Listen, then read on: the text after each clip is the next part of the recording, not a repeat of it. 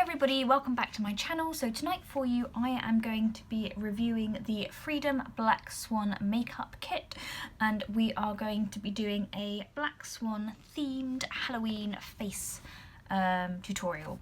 So this kit is on Tan Beauty at the moment for I think it's about £3 or £4, absolute bargain.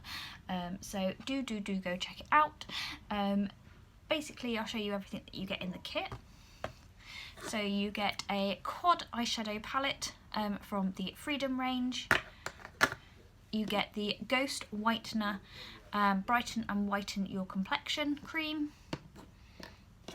You get a black lip gloss, a Freedom mascara, and you get a huge black gel eyeliner, which just is going to be the piece de resistance for this look. So, shall we get started?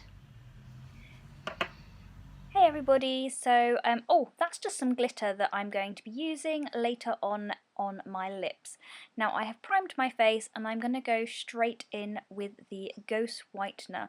I did think about using a little bit of foundation with this, but I really wasn't sure if that was going to work. I wanted to get a really pale white consistency, but what I found, I went in to start with using the brush, and I found the brush actually made this quite patchy and I didn't really like the finish, so I pretty quickly am going to change over to a blending sponge, and I'm going to use my Real Techniques one just so it's a little bit more flawless, because I wanted this to be quite a delicate white but a really good overall white, and really neutralise down any redness. I was pretty happy at this point with the coverage, but yeah, you'll see later on in the video what I think of this later on. It's a bit hit and miss, the Ghost Whitener.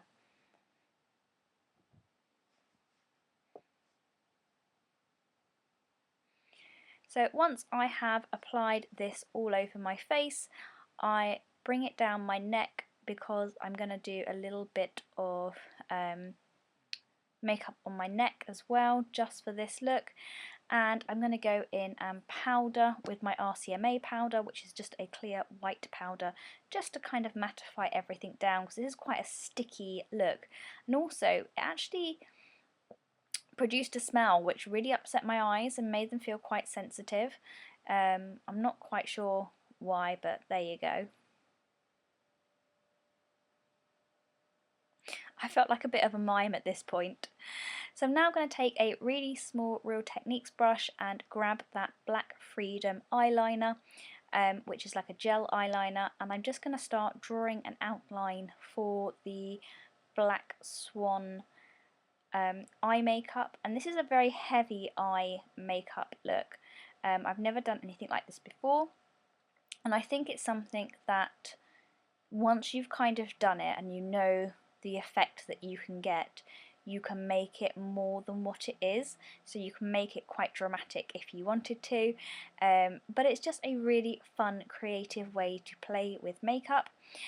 So I just drew 2 lines down the bridge of my nose and joined them up to my eyes, and it made me feel a bit like an owl. You could probably do a really good owl makeup tutorial with this kind of similar look, but using different colours and things like that. I think you would get quite a good effect with that.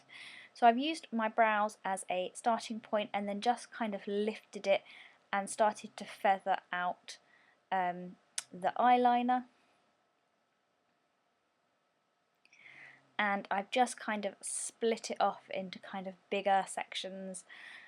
Very similar. I'm following the kind of picture that's on the outside of the box because I actually really liked that effect, but I have, because I've got quite a small face, kind of brought it down to a slightly smaller scale, which I thought was more kind of in keeping with like almost like an eye mask kind of size.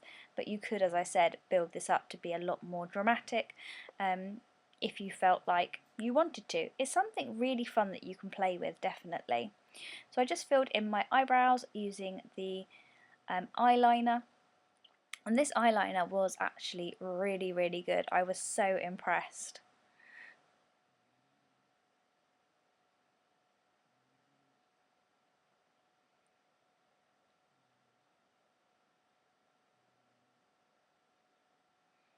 And just winged it out and made it as natural as possible. So what I'm going to do now, I've kind of got to this stage. You could obviously continue building that up as I said, but what I'm going to do is take my Freedom eyeshadow palette that came in the kit, which I think it's a quad. Yeah, it's a quad. So in a minute I'm just going to take that and start filling in my gaps. There we go. Now this eyeshadow was very well pigmented.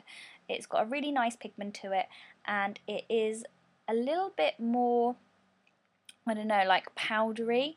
So when you lay it down over this ghost whitener, I really had to build it. It wasn't the easiest thing to apply. So at first I kind of used my finger to see if I could get a bit of a base, but actually really it just needed a flat brush and needed to be packed on quite heavily. So it did take me quite a while to build it to the consistency that I wanted. And then what I did notice as well, and it was even harder to get in between the black lines and to kind of not lose that consistency. So probably in hindsight I would do a bit more of this silver building of the eyeshadow beforehand, and then just go in and fill any bits out that I've missed later on. But it wasn't the easiest colour to play with to get it to the kind of brightness that I wanted to. But in saying that, it stayed on really well, it didn't crease or move, and yeah, it's very effective once you do get the buildability that you want. But it was just kind of in those kind of inner portions that it was a little bit more harder to build that colour up. So yeah, in hindsight, I probably should have done the silver first and then gone over it, or just not put any of the whitener around my eyes.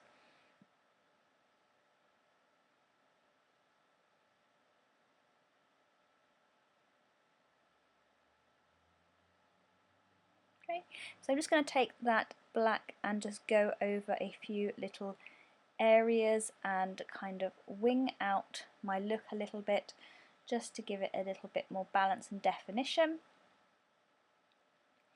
and just give it a little bit more feathering where it needed it.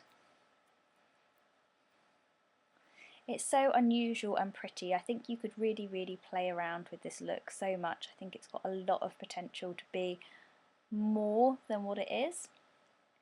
I'm then taking the darkest colour in the quad and taking my flat brush, which is slightly damp, and just kind of pressing it in and kind of using the brush to kind of make stroked, texturized effects that kind of look like feathers on my face that are quite fluffy.